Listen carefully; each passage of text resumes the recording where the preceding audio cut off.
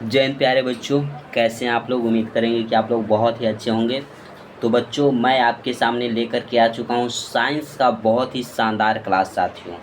इस क्लास में लूसेंट का निचोड़ पढ़ने वाले हैं, लूसेंट विज्ञान का निचोड़, जिसमें फिजिक्स, केमिस्ट्री और बायो ये तीनों सब्जेक्ट जो रहेगा बच्चों मिक्स प्रश्न रहेगा। 130 सुपर फास्ट रिवीजन के तौर पे हम प्रश्न लेकर के आए हैं।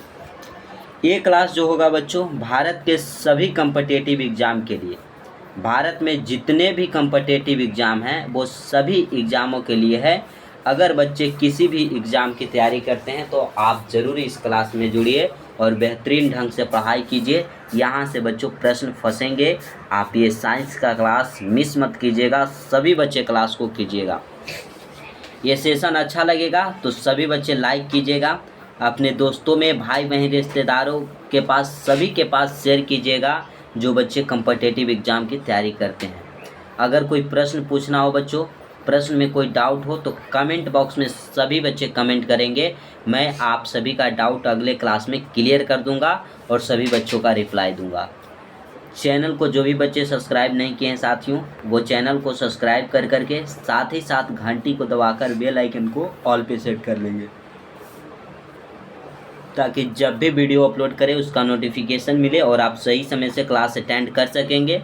डेली का बच्चों क्लास चलता है सुबह 9 बजे, सुबह बच्चों 9 AM में, और शाम में 8:30 PM में, 8:30 बजे शाम को बच्चों, और सुबह का 9 बजे चलता है डेली क्लास।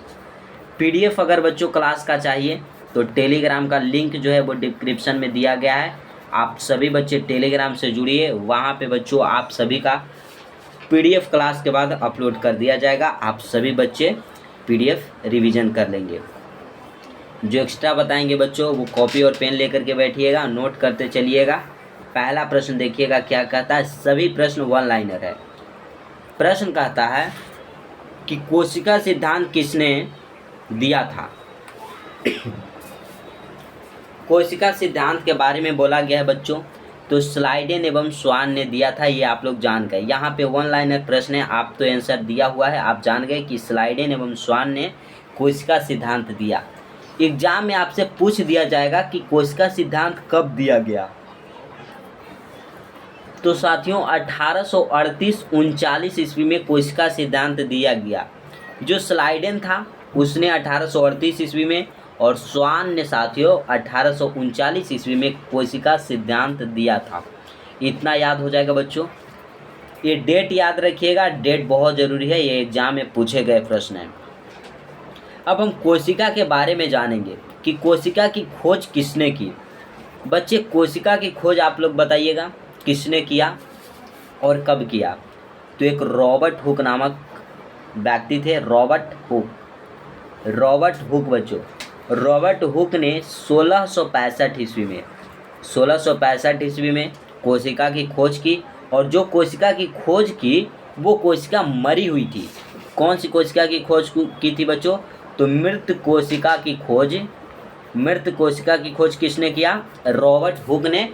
कब किया। 1665 ईस्वी में, ये याद होगा आपको। अब हम पूछेंगे बच्चों कि कोशिका में जीवित कोशिका की खोज किसने की। आपके एग्जाम में केवल मृत कोशिका से थोड़ी ना आएगा, पूछ दिया जाएगा कि जीवित कोशिका की खोज किसने किया। जीवित कोशिका की खोज किसने किया बच्चों। आप सभी बच्चे क्या बताइएगा। रॉबर्ट हुक नहीं बच्चों, ल्यूवेनहॉक ने साथियों, ल्यूवेनहॉक ने जीवित कोशिका की खोज 1675 ईस्वी में किया। क्या साथियों यहाँ तक क्लियर है। सभी बच्चे से यहाँ तक बन जाएगा प्रश्न। आपसे पूछा जाएगा कि कोशिका सिद्धांत किसने दिया, तो स्लाइडेन एवं स्वान ने 1838-39 में दिया। 1838-39 में दिया। कोशिका की खोज किसने की, तो रॉबर्ट हुक ने। जिस कोशिका की खोज की थी वो मृत कोशिका था। अब पूछा जाएगा बच्चों कि जीवित कोशिका की खोज किसने की, तो ल्यूवेनहॉक ने 1675 ईस्वी में। अगला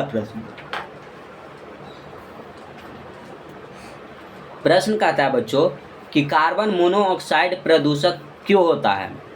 कार्बन मोनोऑक्साइड जो है बच्चों यह प्रदूषक क्यों होता है। यह हीमोग्लोबिन के साथ प्रतिक्रिया करता है। हीमोग्लोबिन बच्चों आप लोग जानते हैं जो रक्त में पाया जाता है। हीमोग्लोबिन के कारण रक्त का जो रंग है वो लाल होता है। हीमोग्लोबिन के कारण जो रक्त है बच्चों, रक्त उसका रंग कैसा होता है? लाल होता है। हीमोग्लोबिन में बच्चों आयरन पाया जाता है, आयरन धातु, यानी कि आपसे पूछा जाएगा कि रक्त में कौन सी धातु पाई जाती है, तो आयरन पाया जाता है। यहाँ तक क्लियर हो जाएगा। तो कार्बन मोनोऑक्साइड यह हीमोग्लोबिन के साथ क्या करता है? अभिक्रिया कर लेता है, प्रतिक्रिया करता है। अगला प्रश्न, ग्लोबल वार्मिंग किस गैस से होता है? ग्लोबल वार्मिंग बच्चों बताइएगा किस गैस से होता है? तो CO2 से होता है दोस्तों। यह CO2 आग बुझाने वाली गैस है। आप याद रखिएगा, आपसे पूछा जाएगा कि आग बुझाने वाली गैस बच्चों अगर आपसे पूछ दिया जाए कौन सा हो जाएगा, तो CO2 हो जाएगा। ये बच्चों CO2 जो है वो चूने के रंग को, चूना का जो रंग होता है बच्चों, उसको कैसा कर देता है? दुधिया कर देता है। ये सब याद रखिएगा, ये ALP में पूछा गया प्रश्न है बच्चों। ALP का पूछा गया प्रश्न है कि चूने के रंग को दुधिया कौन सी गैस कर देती है? तो कार्बन डाइऑक्साइड गैस कर देती है, CO2 कर देता है। ये सब याद रहेगा। वायुमंडल में बच्चों इसकी मात्रा कितनी होती है? तो 0.03% होता है वायुमंडल में इसकी मात्रा। वायुमंडल में नाइट्रोजन की अगर आपसे मात्रा पूछ दिया जाए तो 78% होता है बच्चों, 78%। ऑक्सीजन पूछा जाए तो 21% हो जाएगा। यहाँ तक क्लियर है? सभी बच्चे बताइएगा। अगले प्रश्न पे चलेंगे। अगला सभी प्रश्न बच्चे देखेंगे। अगला प्रश्न क्या है?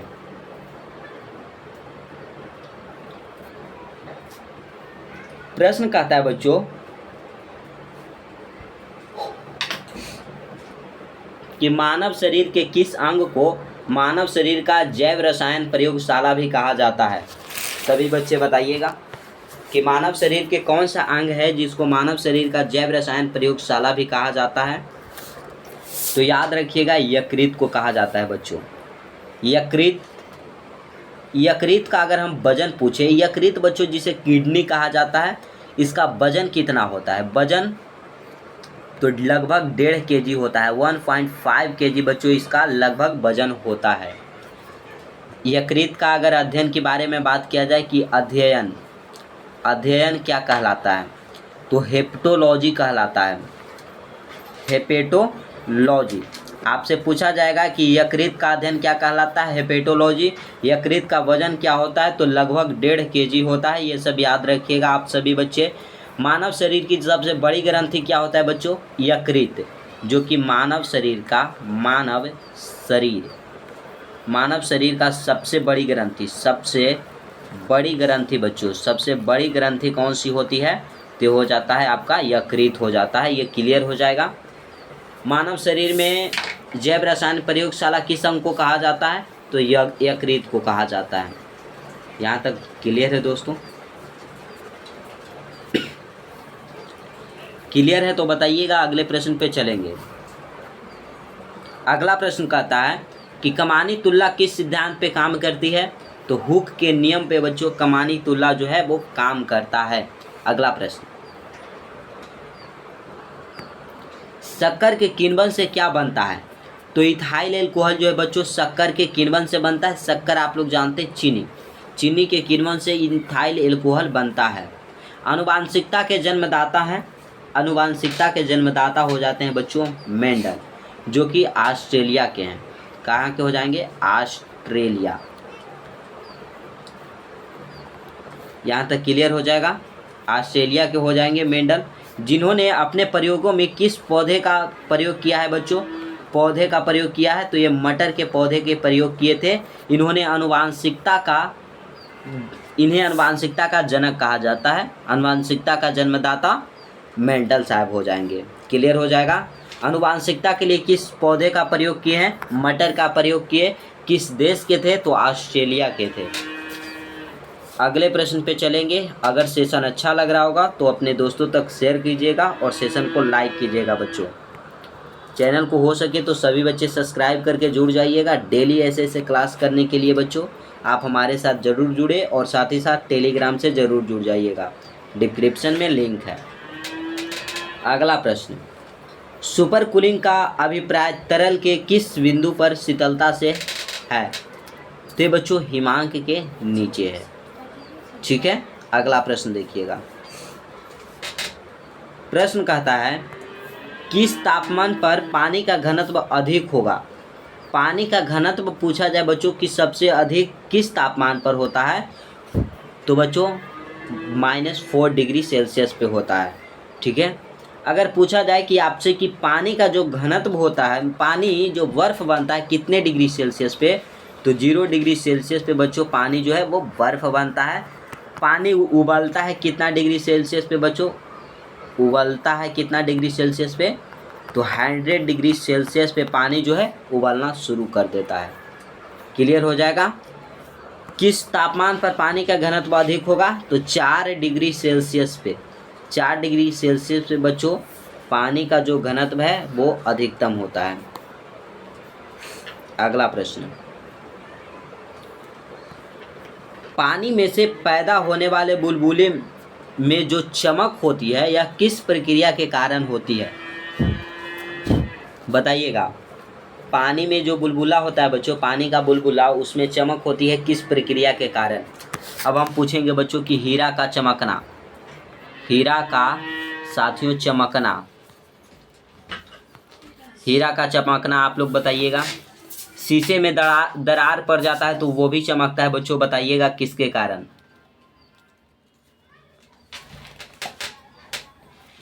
तो ये प्रकाश के पूर्ण आंतरिक परावर्तन के कारण बच्चों पानी में जो बुलबुले होते हैं वो चमकते हैं। हीरा जो चमकता है प्रकाश के पूर्ण आंतरिक परावर्तन के कारण चमकता है। मारीचिका बच्चों, मारीचिका, मृग मारीचिका जो होता है, मृग मारीचिका जानते हैं मृग मारीचिका क्या होता है? जब गर्मियों के मौसम में अगर आप रास्ते में जा रहे हैं तो आपको पानी का आभास होगा, जैसा लगेगा रोड पे कि पानी चमक रहा है, वही होता है मृग मारीचिका, जो ज़्यादातर रेगिस्तानों में देखा जाता है। यह भी पूर्ण आंतरिक परावर्तन के कारण ही चमकता है। क्लियर हो जाएगा। अगर आपसे पूछ दिया जाए साथियों कि बाल्टी का जो पेंदी है, बाल्टी का पेंदी बच्चों, भरी हुई बाल्टी का पेंदी ऊपर उठा हुआ दिखाई देता है, क्यों? सभी बच्चे बताइएगा। या बाल्टी में डाली गई छड़ बच्चों, छड़ जो है वो टेढ़ी दिखाई देती है, टेढ़ी टेढ़ी दिखाई देती है किसके कारण? तो प्रकाश के अपवर्तन के कारण। अपवर्तन के कारण बच्चों पानी में डाली हुई छड़ टेढ़ी दिखाई देती है। बाल्टी से भरी हुई, पानी से भरी हुई बाल्टी की पेंदी जो है ऊपर उठा हुआ दिखाई देता है।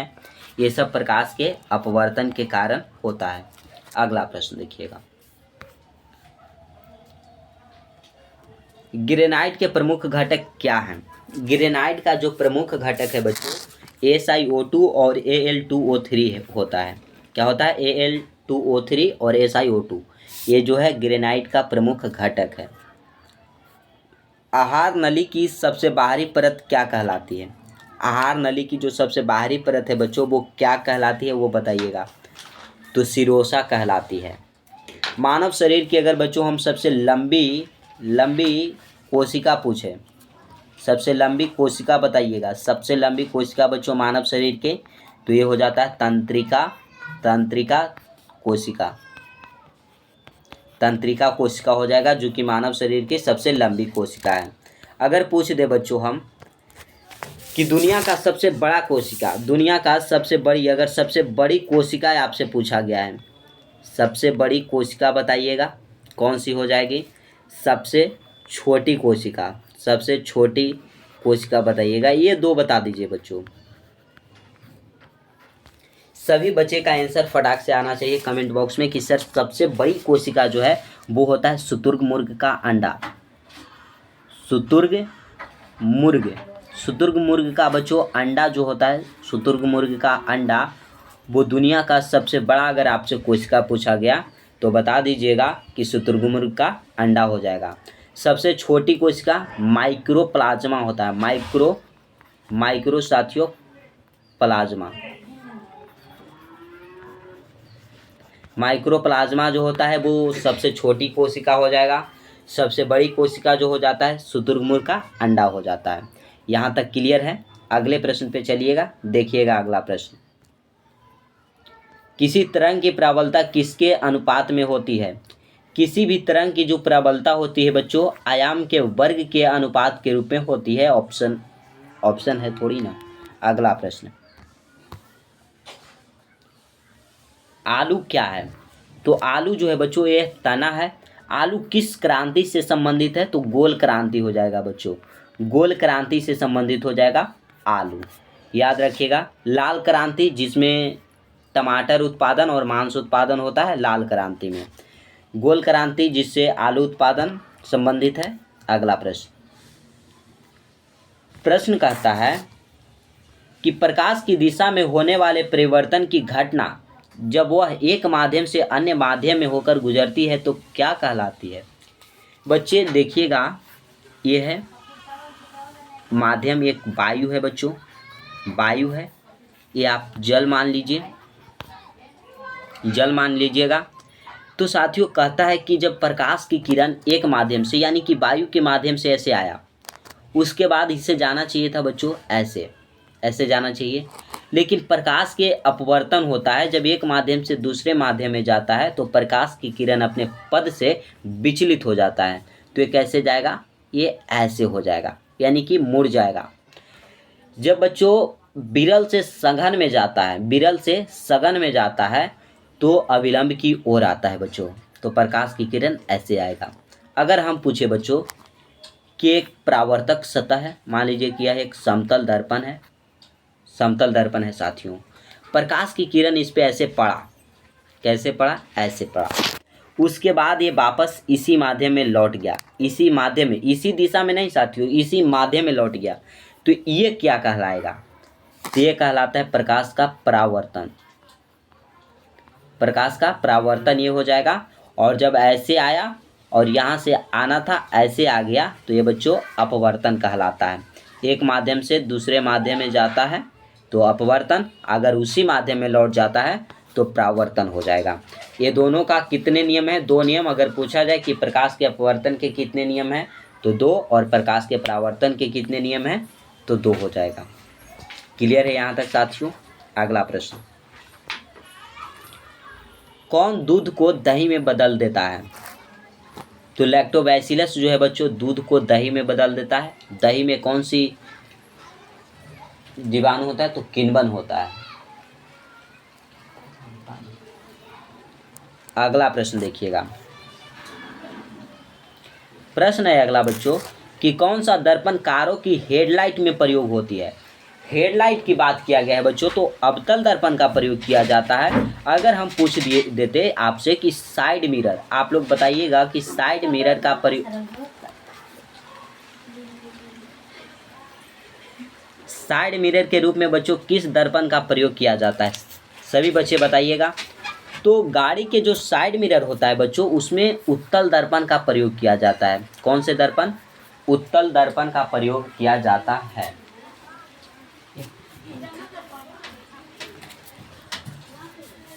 क्लियर हो जाएगा बच्चों। अब साइड मिरर, बच्चे कंफ्यूज हो जाते हैं कि सर साइड मिरर क्या होता है।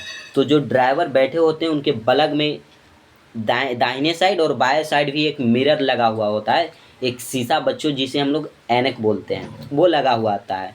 तो वो उत्तल दर्पण का होता है जो पीछे के वस्तुओं को छोटा बनाकर प्रतिबिंब उसमें दिखाता है। अवतल दर्पण है जो छोटे वस्तुओं को बड़ा करके दिखाता है, इसमें बड़ा भी प्रतिबिंब बनता है। अवतल में पूछा जाएगा बच्चों तो बड़ा प्रतिबिंब बनता है, छोटा भी बनता है और बराबर भी प्रतिबिंब बनता है, बराबर भी प्रतिबिंब बनता है बच्चों। ये तीनों प्राकृतिक के प्रतिबिंब बनाता है, लेकिन उत्तल में केवल छोटा प्रतिबिंब बनता है। कैसा बनता है? छोटा प्रतिबिंब बनता है। क्लियर हो जाएगा। अवतल का और भी प्रयोग अगर पूछा जाए बच्चों तो हजामती दर्पण के रूप में, हजामती दर्पण के रूप में अगर आपसे पूछ दिया जाए किस दर्पण का प्रयोग करते हैं तो अवतल दर्पण के प्रयोग करते हैं। सौर कुकर बच्चों, सौर कुकर, प्रेशर कुकर, सौर भट्टी, सौर भट्टी, ये सभी में बच्चों अगर आपसे पूछा जाए तो अवतल दर्पण का प्रयोग करते हैं। केवल उत्तल दर्पण का प्रयोग बच्चों जो है, उत्तल दर्पण का प्रयोग गाड़ी के हेडलाइट में और रोड पे खड़े एक स्ट्रीट लैंप होता है बच्चों, एक ऐसे करके आप लोगों ने देखा होगा, यहाँ से ऐसे एक लाइट लगा हुआ रहता है रोड पे। ये लाइट में जो होता है ये उत्तल दर्पण का प्रयोग किया जाता है। और गाड़ी की हेडलाइट में भी कौन से दर्पण? अवतल दर्पण। और गाड़ी के साइड मिरर में उत्तल दर्पण का प्रयोग करते हैं। अगला प्रश्न देखिएगा, यहाँ तक क्लियर हो गया होगा सभी बच्चे का। पानी का हिमांक बिंदु 32 डिग्री फ़ारेनहाइट होता है। 32 डिग्री फ़ारेनहाइट बच्चों पानी का हिमांक बिंदु है। अगला प्रश्न,